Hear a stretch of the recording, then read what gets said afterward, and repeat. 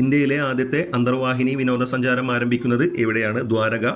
ഗുജറാത്ത് സർക്കാരും മസഗോൺ ഡോക്ക് ലിമിറ്റഡും ചേർന്നാണ് പദ്ധതി നടപ്പാക്കുന്നത്. ഇന്ത്യൻ നാവികസേനയുടെ ബഹുരാഷ്ട്ര അഭ്യാസമായ മിലാൻ 24ന്റെ വേദി Visakhapatnam. Indonesia, Singapore, Sri Lanka, Thailand എന്നീ രാജ്യങ്ങളുടെ പങ്കാളിത്തത്തോടെ 1995 ആരംഭിച്ച നാവികാഭ്യാസത്തിന്റെ 12ാമത് എഡിഷനാണ് ഫെബ്രുവരി 19 മുതൽ 27 വരെ നടക്കുന്നത്. നിപ്പ വൈറസിനെതിരെയുള്ള മനുഷ്യരിലെ ആദ്യ വാക്സിൻ പരീക്ഷണം നടന്നത് എവിടെയാണ്? ഓക്സ്ഫോർഡ് സർവകലാശാല.